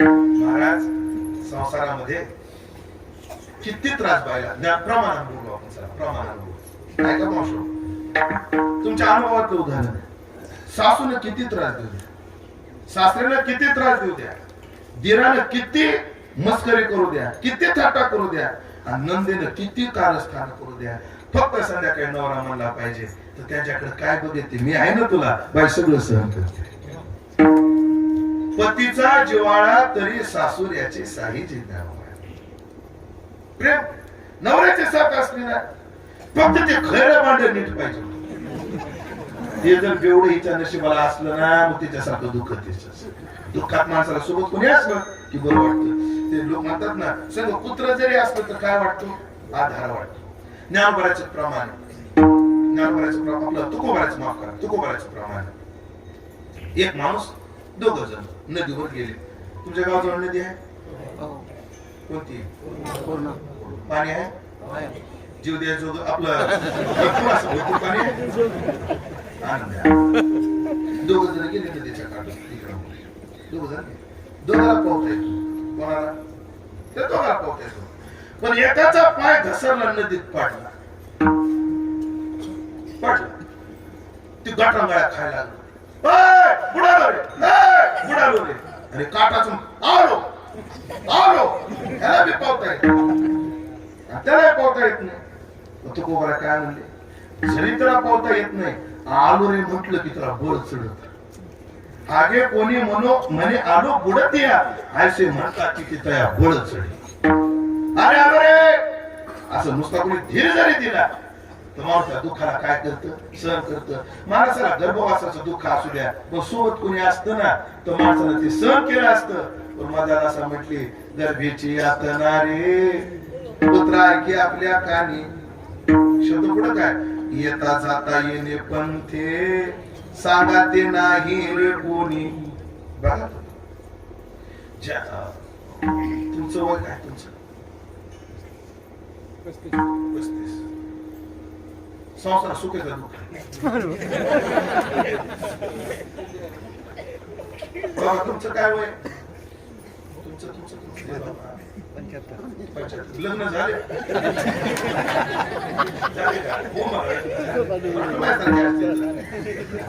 संसार सुखेचा दुःख आहे फक्त हा प्रश्न नवीन लग्न झालेला विचारायचा बाकी सगळे दुःख मारतात नवीन लग्न झालेला का विचारायचं नाही त्याला वाटत नाही दुःखाचं त्याचं कारण असतं महाराज माझ्या उदरावर एकाकी झडप झाली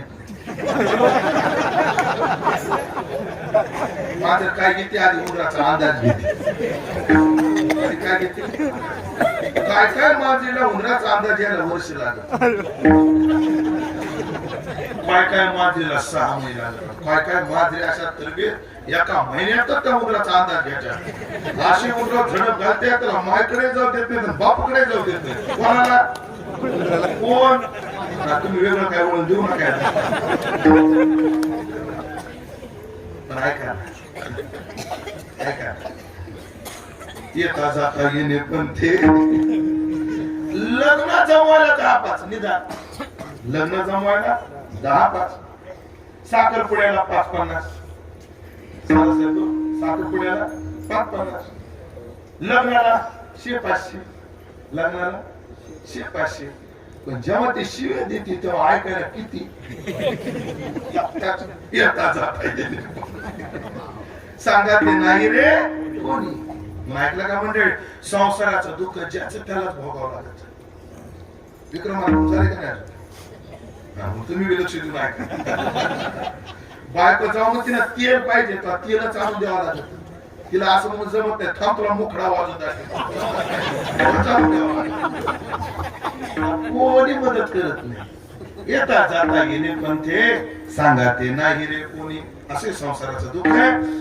ऐका मंडळी, जन्म दुःख जरा म्हातारपणाचं काय दुःख आहे म्हाताऱ्याला भेटा कधीतरी. जे म्हातारे आहेत ना माझ्यासोबत बसलेले, सगळ्याला वाटतं का नाही 10-5 वर्ष आयुष्य कमी पण चालता बोलता मरण यावं. काय म्हणते तुमचं? जरा जन्म मृत्यू आणि मृत्यू राहिला अजून. मृत्यूचं किती दुःख. जुने लोक सांगतात की एका रोमाच्या ठिकाणी 1000 वेळा चावावं एवढं दुःख. पण तेवढं मी भोगलं नाही, तुम्ही भोगलं नाही. तुम्ही अजून जिवंत, मी बी अजून जिवंत. पण आपल्याला अंदाज बांधता येतो महाराज मरताना किती दुःख असेल. वेळ संपली माझी. 5 मिनिटं पुढे गेली चाललं.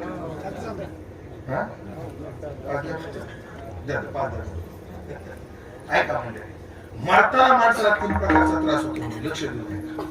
एक असतो संस्कारजन्य, एक असतो मोहजन्य आणि एक असतो कर्मजन्य. मरताना कर्म उभं राहतं दुःख द्यायला.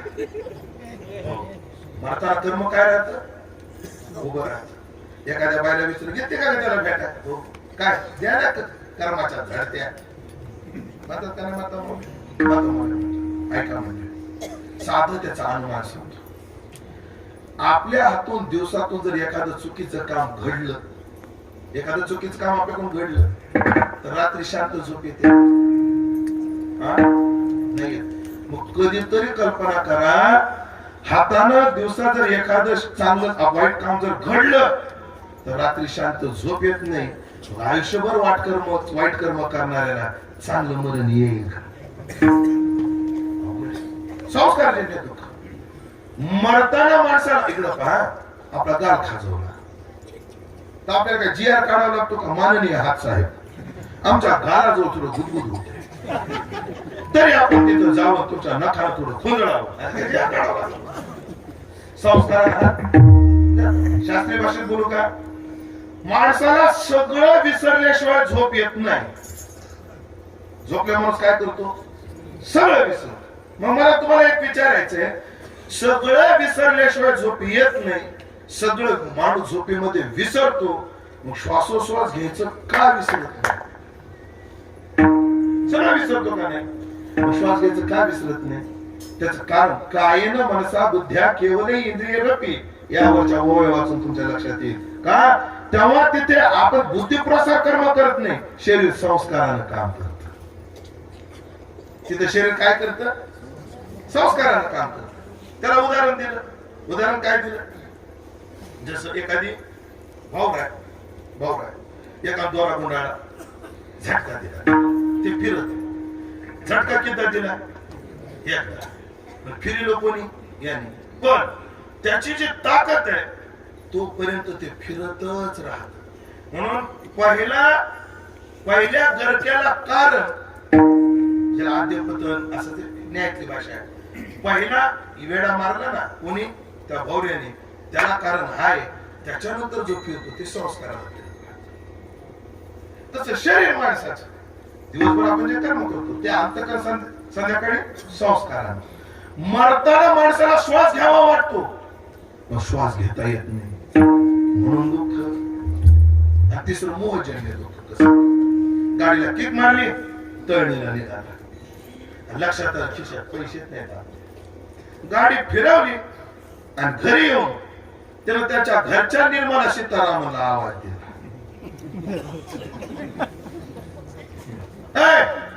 500 रुपये आणलं कपाटातले.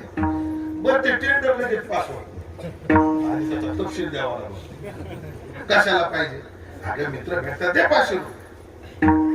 तिनं 500 रुपये दिले, खिशात घातले. मदत गाव लागतो बाबा, कोणत्या तळणीच्या देवठाण्याच्या जवळ गेला, घाम आला, मग खिशात रुमाल काढला आणि घाम पुसायला लागला. तर ती 500ची नोट पडली. कुठं? कुठं पडली कीर्तन झालं बघायचं जातात तिथं आपण कीर्तन त्या दृष्टांतात पण लोणारला गेला आपलं तळणीला गेला मित्र भेटले मस्त वडे खाल्ले चहा पिले बिल मी देणार मला खिशात हात घातला तू मोठत नाही पैसे हरवल्यानंतरची घालमेल पाहू माणसाची पक्का माहित असतं ह्याच खिशात मोठे पण हरवल्या माणूस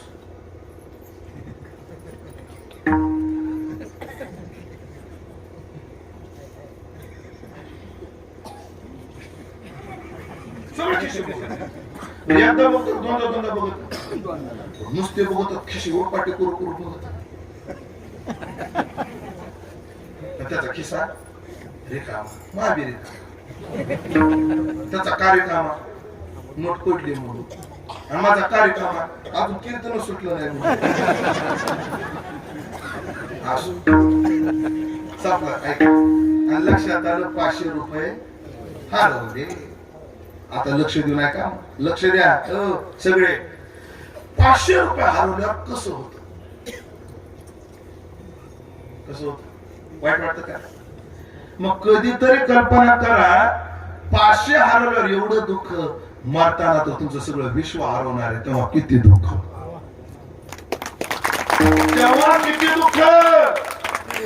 अनेक दुःखे सांगू किती जन्म मृत्यू जरा आणि व्याधीचं दुःख माणसाला कोणता एखाद्याची दाट ठणकू लागली असा बसला हात का तरी दाट तुला सांगतो भाऊ काय दुःख आपण दाट दुखून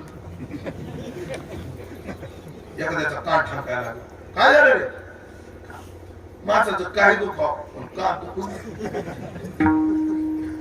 तुम्ही कोणी आजारी माणसाला भेटत त्याचं म्हणणं काय असतं माणसाचं काय दुःख एवढं दुःख ज्यांचे गुडघे दुखतात त्यांना विचारा माणसाचं काय दुःख पण गुडघे तात्पर्य आहे का म्हणजे याचा अर्थच काय दुःखच नाही ते शेवटी दुःख आहे जन्म मृत्यू जरा व्याधी हे दुःखाचं दुःख आहे म्हणून महाराज म्हटले नारायणा माझ्या या दुःखाची खंडना करा संपवा हे दुःख माझ्या जीवनातलं अहो महाराज मला माझ्या जीवनातलं संपवता नाही आलं तर तुमचं काय संपेल देवाला संपवता आलं त्याचं दुःख अवश्य भावी भावाना प्रतिकारो भवेत्यदि तदा दुःखैन लिप्पैरन नलराम युधिष्ठिरः नलाला रामाला युधिष्ठिराला आपलं दुःख चुकवता आलं का अरे नाही दैव जात दुःखे भरता दोष ना कुणाचा पराधीन आहे जगती पुत्र मानवाचा अरे कर्म लोक आहे तुमचं जसं कर्म आहे तसं तुम्हाला भोगावंच लागणार आहे अरे मला भोगावं लागतं तर तुम्हाला काय सांग कर्मे विंदिले शारंधर परियसे गव्हारा सादर कर्माच्या कचाट्यात सुटला का देव तरी नाही सगळ्याला भोगावं लागतं नाही देवा तुझ्या हातात आहे तू दुःख माझं घालू शकतो अरे पण घालवण्याकरता करू तरी काय करू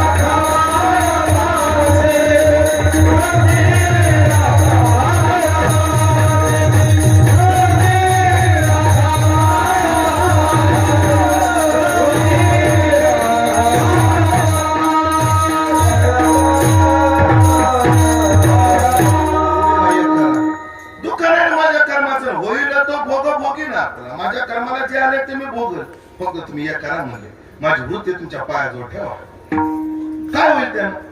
वेदांताचे संस्कार असतीलच लोकांना 2 मिनिटं सांगतो, फक्त 2 मिनिटं सांगतो. काय माणसाला सुख होतं, दुःख होतं, नेमकं घडतं काय, नेमकी प्रोसिजर काय? अंतःकरण वृत्ती प्रमाण नेत्रेंद्रियद्वारा ते विषय देशापर्यंत जाते. तिथं गेल्यानंतर अंधकाराचं आवरण भौतिक प्रकाश घालवतो, अज्ञानाचं आवरण वृत्तीस्थ चिदाभास घालवतो, आणि प्रमातृ चैतन्य आणि प्रमेय चैतन्य याचं एक देश अस्तित्व होतं. आयम घटा हे ज्ञान होत. दोन्ही चैतन्याचं काय होतं? एक देश अस्तित्व होतं. या वेदांतात प्रक्रिया.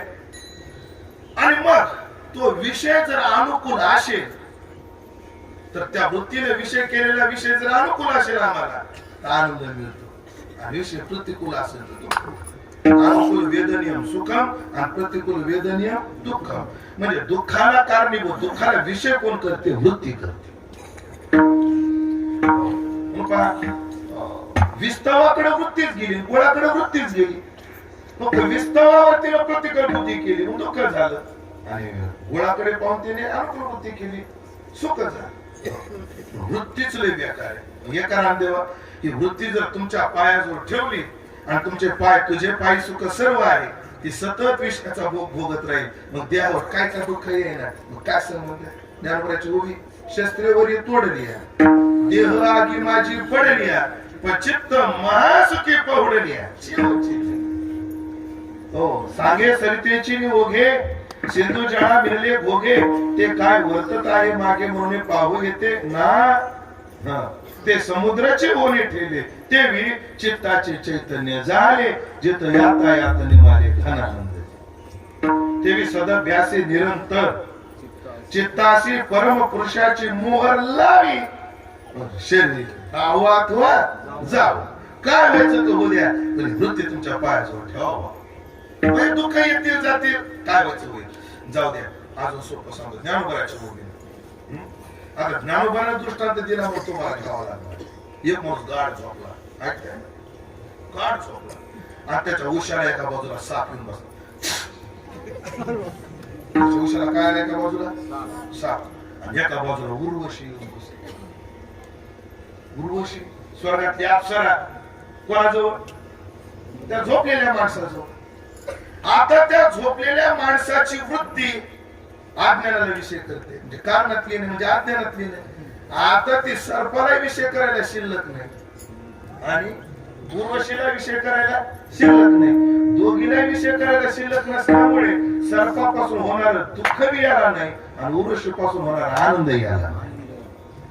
निदेल्या शेजेशी साप तैशी उर्वशी, साप तैशी उर्वशी.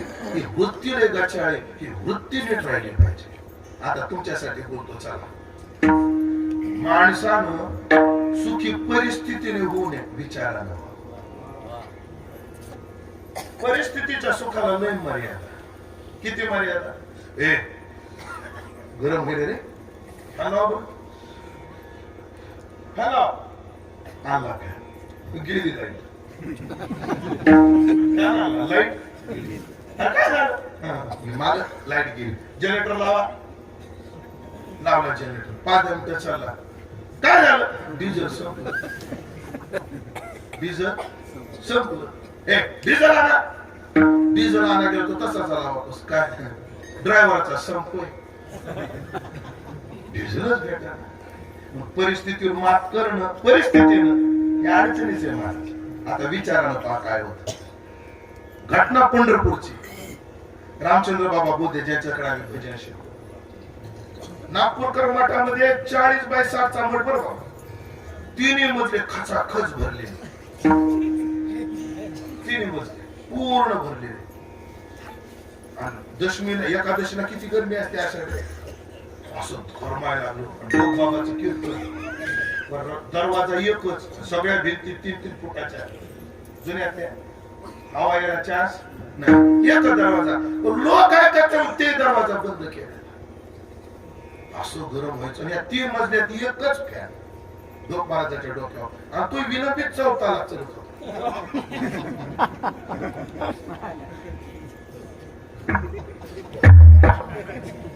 विलंबित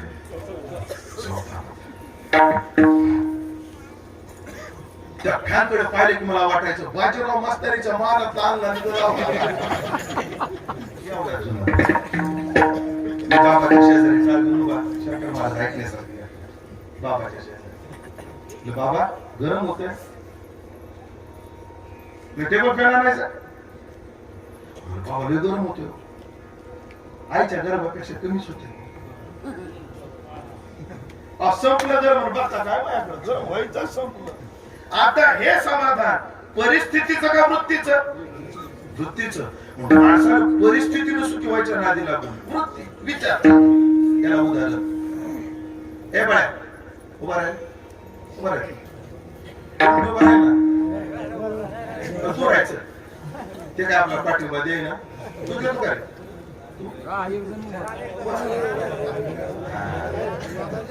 एवढं मोठं गाणे राहू दे तुमचं सोपं तुमचं उभा रे बाळा तुम्ही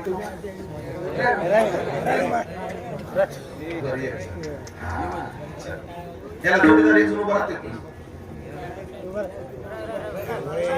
बरोबर द्या जो मामा वाड्या वगैरे जाते तिकडे तुझं नाव सांग तुझं नाव सांग योगेश तुझं रे हा योगेश आहे तो पृथ्वीराज बसा 2 मिनिटं पाहिलं तुम्ही पोरं एक योगेश आहे आणि एक पृथ्वीराज विजय महाराज ही पोरं कोणाची मला माहिती नाही कारण मी पहिल्यांदा आलो बाणात आहे का नाही आपण कल्पना करू पृथ्वीराज श्रीमंत घरचा आहे योगेश गरीब घरचा आहे योगेश 2 मिनिटासाठी गरीब घरचा होतो का तो योगेश काय गरीब घरचा पृथ्वीराज श्रीमंत घरचा दिवाळीचा सण होता पृथ्वीराज फटाके वाजवत होता आणि योगेश रडत होता मी योगेश योगेश काय झालं रडायला बघा बघा ना महाराज पृथ्वीराज फटाके वाजव तू वाजव फटाके नाही विकत पैसे नाही मग किस्सा तरी कामा तुम्हाला माहिती माझ्या किस्सा रिकामा म्हणजे आता मी योगेशला पैसे देऊन परिस्थितीने सुखी करू शकत नाही पण म्हणून विचारानं सुखी करू मग मी योगेशला विचार योगेश मला सांग पृथ्वीराज काय करतो महाराज फटाके वाजवतो काय करतो फटाका घेतो त्याची वाद शोधतो फटाका पेटवतो मग माग पळत होतो मग फटाका वाजतो मग मी विचारलं योगेशला पृथ्वीराजला फटाका लावला तो फुटला तो फटाका फुटल्यानंतर जेवढा आवाज पृथ्वीराजला येतो तेवढा तुला येतो का कमी जास्त येतो तेवढाच येतो ना मग एक घराचा एक गोदडा त्याची 4 कुदरी घडी कर वाट्यावटा आणि मांडी घालून बस आणि मला फक्त एवढाच विचारा फटाके माझेच आहेत पृथ्वीराज लावायला नोकर ठेवला हसायला दृष्टांत मला सांगा हे समाधान परिस्थितीचं का विचाराचं वृत्तीचं समाधान आहे ते बिघडत नाही माझा अनुभव सांगतो देवाशब्द तेवढं सांगतो माझं कीर्तन होतं नागपूर दुसऱ्या दिवशीचे कीर्तन होतं मुंबईला आणि नाशिक जिल्ह्याचे खासदार हे म्हणजे गोडसे साहेब यांच्या आईचं वर्ष श्राद्ध त्यांच्या जवळची काही मंडळी माझ्या प्रेमात त्यांची इच्छा होती की खासदार साहेबाच्या आईचं वर्ष श्राद्ध कोणी करावं उमेश बाबांनी करावं त्यांचा मला फोन आला महाराज ते कीर्तन करायचं होतं मी नाव केलं असतं पण माझी अडचण आहे फ्लाईटचं तिकीट काढलेले नागपूर वरून मुंबईसाठी कारण माझ्याकडे त्याची गाडी नाही ते महाराज एक केलं आपण तसं काय संध्याकाळी कीर्तन मुंबईचं हो ते फ्लाईटचं कीर्तन आपलं तिकीट आपण कॅन्सल करू तुम्हाला ट्रेनचं तिकीट काढून देतो फक्त तुम्ही नाशिकला उतरा कीर्तन करा सकाळी 10 ते 12 आणि कीर्तन झालं की तुम्हाला मुंबईला नेऊन सोड आरी जावं लागतं आग्रा कोटी मी हो म्हणलो आणि तसं ठरलं कीर्तनाला गेलो कीर्तन झालं खासदार साहेबाची 1.5 कोटीची गाडी कोणाची खासदाराची गाडी 1.5 कोटीची गाडी काय मला नाव बी सांगता नाही यायचं 1.5 कोटीची गाडी खासदार साहेबांनी सांगितलं हे महाराजाला मुंबईला सोडायला मला साहेब दुसरी नाही मला ह्याच गाडीत जायचं होतं त्यांनी पुढचं दार उघडून मला त्याच्या शीटवर बसवलं महाराज एवढी भारी गाडी मी बसल्याबरोबर ड्रायव्हरने बटन दाबलं ते बटन दाबल्यावर ते शीट असं माग पुढे झालं, कसला ताण नाही पडला.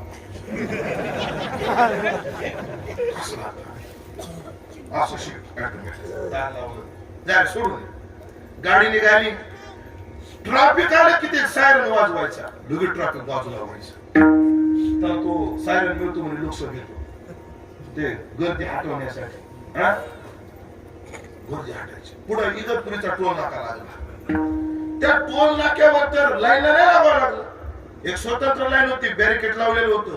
खासदाराची गाडी दिसल्याबरोबर तिथं त्या शिपायानं बॅरिकेड ओढलं. गाडी अशी जोरात आली, त्याने नमस्कार केला. कोणाला?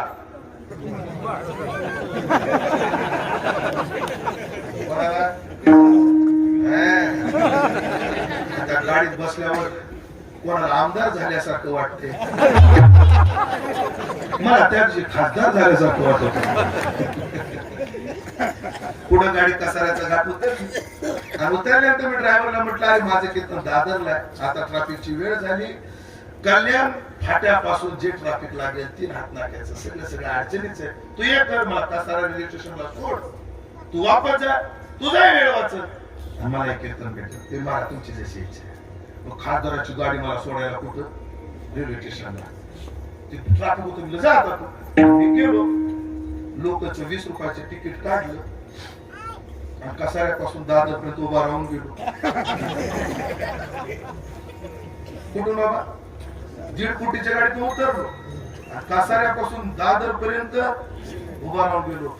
मला जागा तर भेटलीच नाही, पण कोणी दिली बी नाही. एका बाजूला खासदार दरवाजा उघडून शीट देतो, दुसऱ्या बाजूला रेल्वे मध्ये मला कोणी जागा देत नाही. मी माझ्या मनाला विचारायचो, उमेश बुवा, तो उमेश बुवा खरा का हा उमेश बुवा खरा? नेमका मी कोण आहे? ज्याला खासदार जागा देतो तोय, प्रवासात ज्याला कोणी ओळखत नाही तोय, मी नेमका कोण? पण ह्या वेळेला मला तुकोबाराचं प्रमाणात निंदे कोणी मारी, वंदे कोणी पूजा करी, हे नाही तेही नाही, आणि तो पण तू नाही, हा पण तू नाही, ह्याच्यापेक्षा वेगळा जो समाधान जगतो ना, तो जीवात्मा तू आहेस. 2 प्रकारचे विचार आहेत, पॉझिटिव्ह आणि निगेटिव्ह, सकारात्मक आणि नकारात्मक. एक विचार असा आहे मंडळी, काय निगेटिव्ह विचार करतो. 1.5 कोटीच्या गाडीतून आलो, एसी गाडीत आलो, ठेके खायचं लागत, हा विचारच दुःखाला कारणीभूत असणार निगेटिव्ह विचार आहे. पण मी तसा विचार नाही केला साहेब त्या दिवशी. मी कसा विचार केला? 1.5 कोटीच्या गाडीतून उतरून 8 कोटीच्या रेल्वेत बसलो. 4 व्हीलर कितीची? 1.5 कोटीची. रेल्वे कितीची? 8 कोटीची. भारी गाडी कोणती? म्हणून रेल्वे फिरलं पाहिजे. त्याला विचाराचं उंची म्हणतात. काय करा, जी वृत्ती संसारातल्या नको त्या विषयाला विचार करत बसते ना देवा, ती वृत्तीच्या तुमच्या पायाजवळ ठेवा ना, सुख दुःखाचं आम्हाला दर्शनच होणार नाही. एवढं करा बाबा आज तुम्ही, बाकी काही नको. ऑप्शन दिले देवाला, एक तर करा, वृत्ती राखा पायापाशी, माझं मन तुमच्या जवळ ठेवा, किंवा वस्ती धरून मानशी तुम्ही माझ्या मनात येऊन राहा. एक तर माझं मत तिथं न्या, माझे चित्त तुझे पायी रायाशी करीत आहे, नाहीतर तोडी आशा पास करी वास हृदय. फायदा एकच आहे. आणि विस्तवर पाय पडलं काय होतं? चटका बसतो. विस्तवर पाय पडलं काय होतं? चटका बसतो. पाया विस्तो पडलं काय होतं? विस्तवर पाय पडला तरी चटकाच आहे, पाय विस्तो पडला तरी चटकाच आहे. तसं मन तिथं गेलं तरी सुखच आहे, तो मनात आला तरी सुखच आहे. पायापाशी वस्ती धरून मानशी. महाराज राधेच्या हृदयात कृष्णाचं चिंतन आहे, उकळत्या दुधानं सुद्धा काही केलेलं नाही. लावून घ्या आता. प्रत्येका पायापाशी वस्ती धरून मानशी, पाळून या लळा आता पाववावे फळा, देवा अनेक काही नाही माझे. सुख संपत्ती राज्य चाड धने, साकडे न पडे तुझं जेणे, पण तुझे भक्ती विन माय बापा, जोडून कर पायी ठेवी तो माथा, तो का विनवे पंढरीनाथा. देवा ह्याच्या व्यतिरिक्त मला काही नको, फक्त तेथे माझी हरिवृत्ती राहो, आणि कर्ण लगे माईक पदार्थ. आता पाळून या लळा, माझा लळा पाळा. आणि मला जीवनाचं फळ हेच आहे की जीव सुख दुःखाच्या पलीकडे जाणं, हेच जीवाचं परम लक्ष आहे. किंवा अजून वेदांताच्या भाषेत करा नारायण माझ्या दुःखाची खंडना. या निष्ठाची निवृत्ती आहे आणि वृत्ती राखा पायापाशी ही इष्टाची प्राप्ती आहे. आणि हेच मानवी जीवनाचं परम फळ आहे. पाळून आला आता पाव वावे फळा. आणि देवा मी तुझ्या दारात का आलो त्याचं कारण आहे तो का म्हणे दीन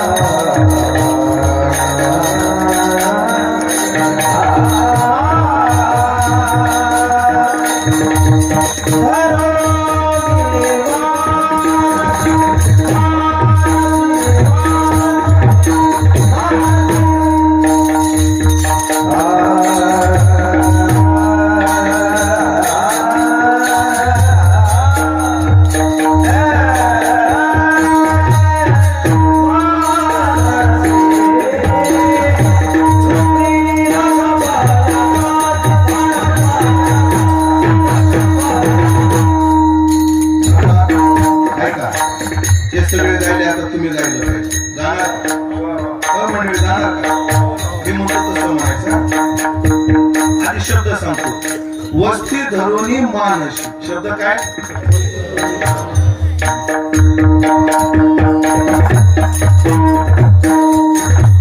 वस्ती धरुनी मानशी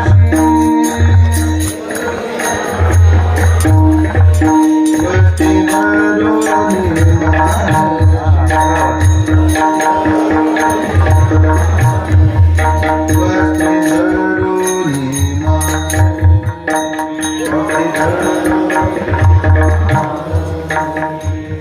वस्ती धरुनी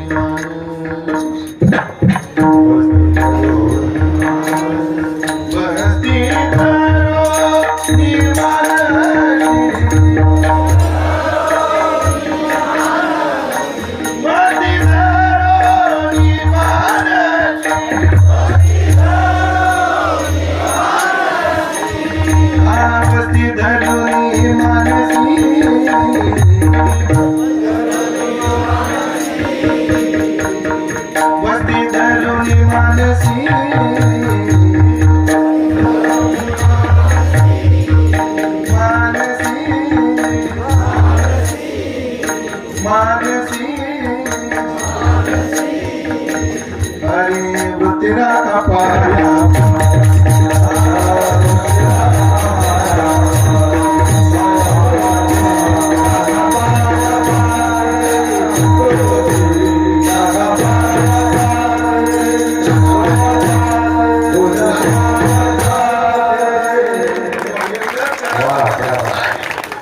तुम्हाला का मागतो इंद्रियाचे आम्ही दिन झालो आणि तो दिनाचा शीन हारणार आहे म्हणून विडो पार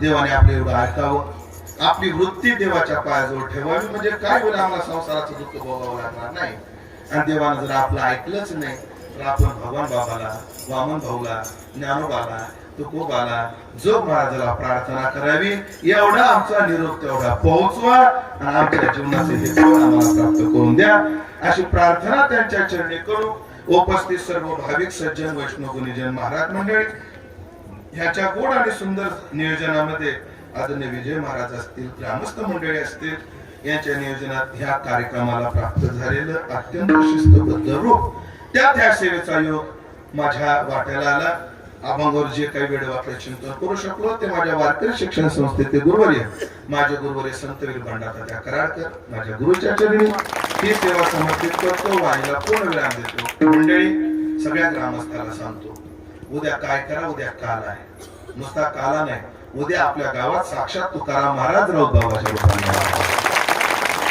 आज 3 प्रकार सांगतो महाराज वाईट वाटून घेऊ नका माझ्या कोणी बोलण्याचे पहिला वर्ग आहे संप्रदायावर जगणारा दुसरा वर्ग आहे संप्रदायाकरिता जगणारा आणि तिसरा वर्ग आहे संप्रदाय जगवणारा महाराज राऊत बाबा महात्मा असा आहे की त्याच्यामुळे संप्रदायाचे होते एवढे पैसे असतील तर तुमच्या गावातील असे म्हणणारे शेकडो कीर्तनकार आहे पण एवढा जप झाला तरच तारीख दिला असे म्हणणारे फक्त राऊत बाबा त्यांना नावाचं सुद्धा काही घेणं देणं नाही सूचना असेल तुम्हाला नाव छापायचं नाही म्हणून आणि पत्रिकेवर नाव सुद्धा छापलेलं नाही नाव सुद्धा छापलेलं नाही उद्या राऊत बाबा येणारे ध्यानात ठेवा ऐका मंडळी ऐका लक्ष देऊन ऐका उद्या तुम्ही कीर्तन ऐकायला येऊच नका, त्या महात्म्याचं दर्शन घ्यायला उद्या. पाहुण्या रावण्याला बोलून घ्या आज उद्या. तुमचे 17 काम बाजूला ठेवा, पण उद्या राऊत बाबाचं कीर्तन ऐकायला या. आणि तुम्ही येणारच. महाराज विजू महाराज मी सांगतो, उद्या मंडप होणार नाही, 100% होणार नाही उद्या मंडप. आताच काहीतरी व्यवस्था करून शामीने कमाला पण पुढे दिले पाहिजे. उद्या दिवसाचं कीर्तन आहे, लोक पुन्हा कुठे बसतील. साधे सुधे का होईना पण शामीने पुढे 2-4 पाहिजे. माझी तरी खात्री ही जागा उद्या बाबाच्या कीर्तनाला पुरतच नाही. म्हणून ती योजना डोक्यात आपण ठेवली पाहिजे. कारण समाज जर आला, परिसरात प्रचार प्रसार झालेला आहे, बाबा येणार आहेत आणि बाबा आले, थोडे लोक पुन्हा थोडे लोक सावलेत, गुरु रे बाबाला बघवणार नाही. कारण बाबाच्या सवासात आम्ही चातुर्मासामध्ये श्रवण केलेलं आहे. म्हणून त्या योजनेच्या दृष्टीने हे नंतर सांगायला पाहिजे होतं, पण सगळ्यांच्याच कामा पडा म्हणून बोलून गेलो. आताच ही सूचना नाही, बरं विनंती आहे. बघा ते तुमच्या व्यापारानुसार, तुमच्या माहितीनुसार जे काय असेल ते असो. उद्या बाबा येणार आहेत, बाबाच्या कीर्तनाने हा समारोप होणार आहे. उद्या आपण बहुसंख्येने यावं ही विनंती. पुन्हा एकदा आदरणीय आमचे गणेश महाराज, आमचे शंकर महाराज, ज्यांचं माझ्यावर नितांत प्रेम आहे, फार प्रेम आहे. कसं असतं, प्रेमातलं प्रेम, श्रद्धायुक्त प्रेम, आदराचं प्रेम, नाटकी प्रेम, लय प्रेम फरक असतात. पण यांचं माझ्यावर मित्रत्व रूपानं गोड प्रेम आहे. म्हणून गावकऱ्याचे कमी न्या, तिघाचे कोण मला जास्त झाले. बाबा कुठपर्यंत, बाबा कुठपर्यंत. कारण हा कलाकार, कीर्तनकार हा एक परिवार आहे. आणि परिवारातली पोषक प्रत्येकाची काळजी घेतलीच पाहिजे. आमचे विक्रम महाराज असतील, शंकर महाराज असतील, गणेश महाराज असतील, ही सगळीच मंडळी, सगळेच गुरुबंधू मंडळी, सगळ्यांविषयी माझ्या अंतःकरणात तेवढाच भाव आहे. पण सगळ्यांचा काय नाही, मला नाव परिचय नाही. म्हणून सगळ्या चरणी जीव माझा एवढा करतो, सेवेला पूर्णविराम देतो. आज माझ्यावर प्रेम करणारे, परमार्थावर प्रेम करणारे अनेक मंडळी आहेत. त्यामध्ये आमचे जगन्नाथ भाऊ साहेब आहे, ते आज लोणारवरून खास कीर्तनासाठी आलेले आहेत. भाऊचं आमचं प्रेम काही शब्दाच्या पलीकडचं प्रेम आहे. वैष्णवगड सानप गुरुजीचा तिथं भाऊ अध्यक्ष आहे. आणि सानप गुरुजीचं माझ्यावर नितांत प्रेम, खूप प्रेम गुरुजीचं, खूप प्रेम. आणि मग त्या प्रेम कशामुळे माहितीये का, उगा गाथेचे काय अभंग पाठ आहेत, थोडंफार तोडकं मोडकं कीर्तन करतात म्हणून प्रेम. आणि संप्रदायाची ती म्हणतात बाबा आम्ही निष्ठा जपतोय म्हणून, पण असं काय आम्हाला वाटत नाही. पण त्या प्रेमापोटी प्रेम आहे. भाऊचं प्रेम तसं जडलं. खडकेश्वराच्या मंदिरात कथा केल्या, भाऊच्या घरी सुद्धा आम्ही कथा केल्या. आणि भाऊचं प्रेम आहे. भाऊ आलेले आदरणीय आमचे सानप साहेब आहेत, आमचे रामप्रसादजी मुंडे साहेब आहेत. ही मंडळी आहेत ना मंडळी, मी आता जी नावं घेतली, सगळेच तुम्ही मला प्रेम करता, वादच नाही. आम्ही जे रात्रंदिवस फिरतो ना, कोणाच्या जीवावर, ह्याच लोकांच्या जीवावर फिरतो. आमचे गुरुबंधू आहेत उल्हास बाबा निघाले महाराज, आणि सुलतानपूर जवळ 2 ट्रॅव्हलचा धडक झाली, 2 ट्रॅव्हल पेटले. त्यात उल्हास बाबा होते. एवढ्या अडचणीला आम्हाला कोण आठवलं, मुंडे साहेबाला फोन केला. मुंडे साहेबांनी ती सगळी लाईन लावली. ही मंडळी आहे. म्हणून आमच्या जीवावर जेव्हा बेत, तेव्हा एक बोलू का विजय महाराज, आपण फिरणारी माणसं, जीव घेणारी येत, जीव लावणारी तुटली. विक्रम महाराजांच्या बोटावर, शंकर महाराजांच्या कंठावर, आणि आमच्या ओठावर प्रेम करणारे खूप आहेत, पण आमच्या पोटावर प्रेम करणारे लय थोडी लोक आहेत. पण त्यातली मंडळी ती आज या ठिकाणी आली. या निमित्तानं सगळ्यांचं दर्शन घेतलं. विजय महाराजासारखा कुशल नेतृत्व करणारा माणूस आणि निरपेक्ष सेवा करणारा संप्रदायाचा माणूस आदरणीय महाराजाचं दर्शन घेतलं. आणि बस जिथे जवळजवळ 95% लोक पूर्ण शाकाहारी आहेत. गावात एकही मांसाचं दुकान नाही, गावात एकही दारूचं दुकान नाही. सगळ्या संतांच्या पुण्यतिथ्या केल्या जातात. आणि ज्या जपाचं आभण गावाला पडतं ते 15 दिवसात सगळ्या गावाने जप लिहून दिला. असं पारमार्थिक वृत्तीचं गाव मिळालं, त्याबद्दल या सगळ्यांचे आभार मानतो. आणि माझ्या बाजू बसण्याकरता ब्रह्मचारी आणि भेटला इथं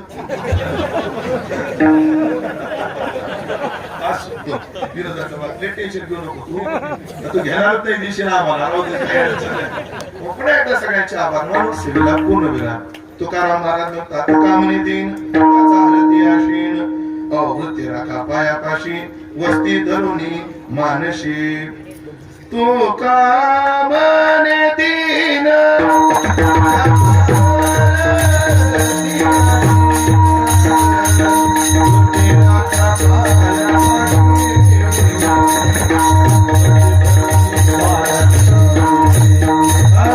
Oh